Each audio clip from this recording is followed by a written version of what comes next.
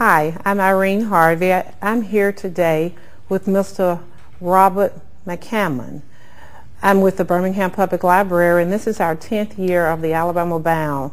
Mr. McCammon, welcome. Thank you. Tell us about yourself.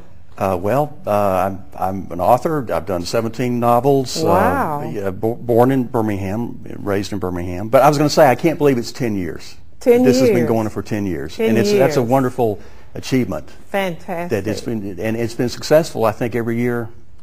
Yes, yeah. We're very proud. That's fantastic. Really, really good. We're welcoming you because you're one of our feature authors. You'll be talking and speaking at noontime. At noon, right, right.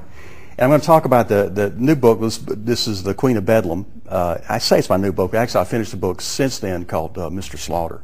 And I'm going to be reading from that new book that's not published yet. Really? So I'm looking forward to reading that. Yeah. Wow, that's great. That'll be a good part, I think. I'm going to read a good chapter from that book. Yeah. So what's your book about? Well, I'm doing a series right now. It's set in the early 1700s, and it's about a young man who is a detective in New York, in the colonies, and actually it's set in 1702. And I'm doing a series of 10 books. The first book in that series was called Speaks the Night Bird. Queen of Bedlam's the second. Mr. Slaughter's the third.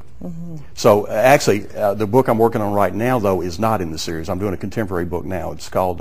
Well, I can't say the name because I don't want to say the name. Okay, yet. Let's not give it But it's about a rock and roll band. Oh, really? Yeah. So it's very contemporary. So my challenge really is it's interesting that to leave my colonial work, which is kind of like a time machine, and go to contemporary.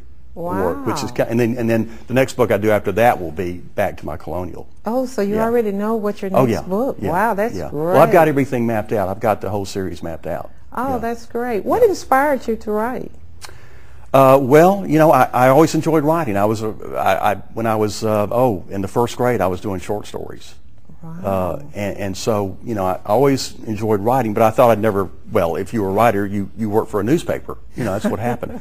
So I was in journalism, and I decided, I enjoyed writing, but I was going to be a journalist. So I was working at the Post-Herald, and I was doing copy editing, and I was trying to do some feature work at the same time. And I did some feature stories, and I had a whole list of ideas of feature stories I'd like to do for the Post-Herald.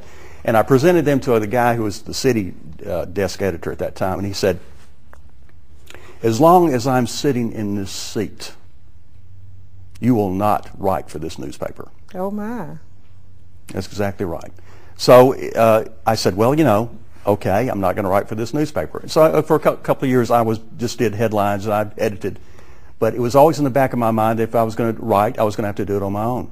So I just took a shot. I think it was like 77, 78, did my first novel. And it sold, and it was pretty successful. And it just went from there. Wow. Yeah. Wow. So you enjoy writing? Oh, yeah. Oh. Well, I enjoy it. It's something that you really feel like you have to do. And I tell you, when it's really, really going well, it is heaven. But when it's not going well, it is tough. And really, you kind of live the life of a hermit in a way, because the more you get into your work, the more the work takes you in, and you're apart from people. Okay. Quite a bit. But nobody can help you. I mean, when it's going well, like I say, it's fantastic. You're happy, you're up. But when you run into a problem, it's something you have to deal with yourself, and nobody's going to help. Nobody can help you. Nobody can help you. So it's really a solitary pursuit.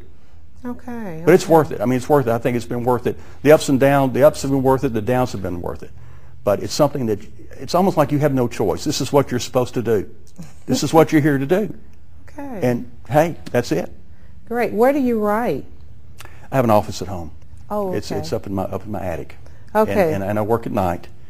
I'd pull the late shift. I start working about 10, and I work till about 3 or 4 in the morning. Overnight. And when I'm really going, I'll probably work all night long. Really? Yeah, and then when I'm about to finish, I'll work all night long, and then I'll sleep for maybe 2 or 3 hours, and then get right back to it again. Wow. Yeah. Are you from Birmingham? I'm from Birmingham. Wow. I was born in Roebuck. Really? Yeah.